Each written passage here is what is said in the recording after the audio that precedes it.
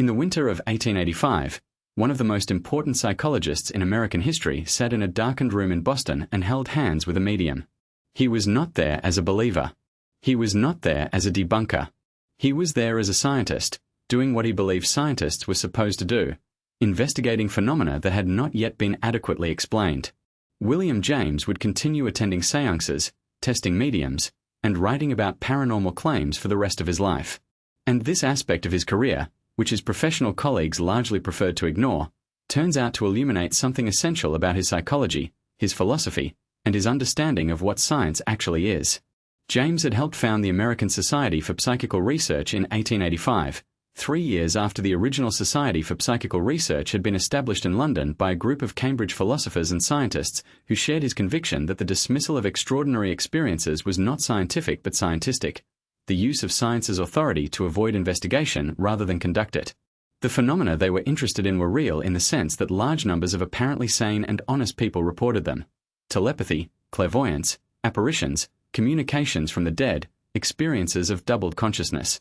These things were happening to people. The question was what was actually happening when they happened. James's position was characteristically nuanced. He did not believe in the paranormal in the popular sense of the word.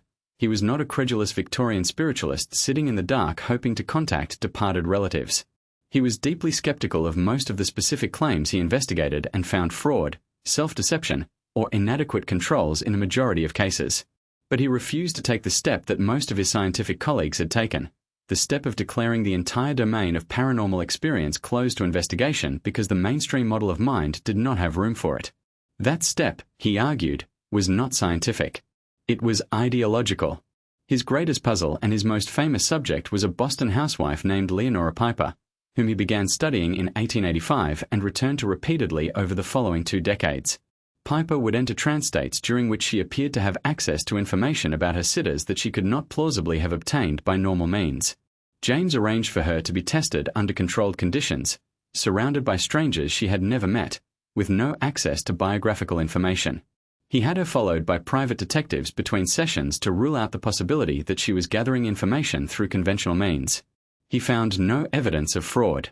He found sitters repeatedly shaken by the specificity and accuracy of information Piper produced while in trance, names, dates, personal details, family circumstances that seemed impossible for her to have known. James never concluded that Piper was genuinely in contact with the dead. He was too rigorous a thinker to make that leap. But he could not explain her either. He used the phrase white crow with deliberate philosophical precision. All it takes to refute the claim that all crows are black is a single white crow. Leonora Piper was, for James, potentially a white crow, not proof of anything, but a standing challenge to the assumption that all anomalous experiences have conventional explanations.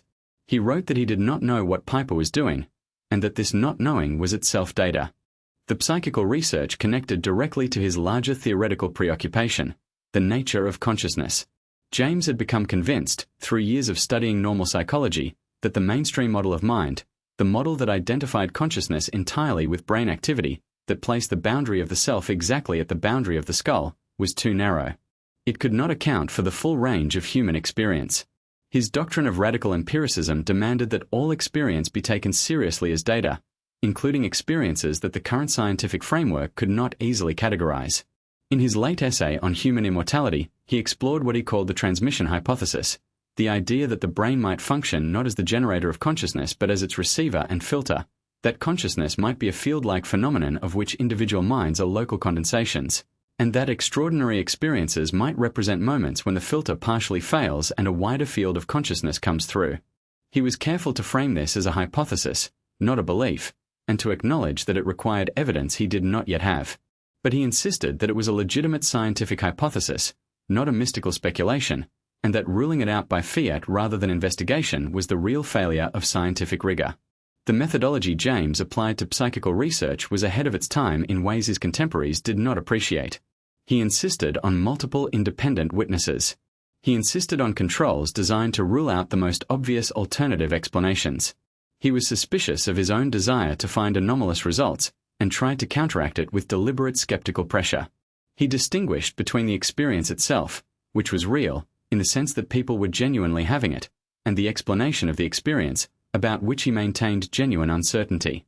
This epistemological discipline, the insistence on separating description from explanation, is now standard practice in research on anomalous experience and was not common in 1890.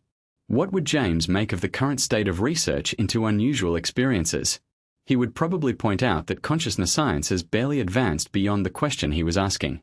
We still cannot explain why there is subjective experience at all, why the physical processes in the brain produce something it feels like to be you rather than simply occurring in the dark, unwitnessed.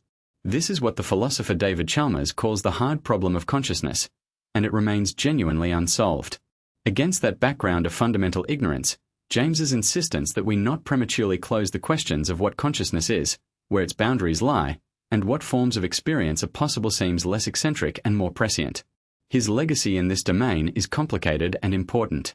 He did not validate paranormal claims. The vast majority of what he investigated he found explicable by normal psychology. But he modeled a form of scientific curiosity that took seriously the full range of human experience, that did not use the authority of science to avoid investigation, and that maintained genuine epistemic humility about the most fundamental questions. In an era when scientists routinely mock the anomalous rather than studying it, when dismissal is easier than investigation, James's example is a useful corrective. Subscribe to the Psychology of William James to explore more of his timeless ideas.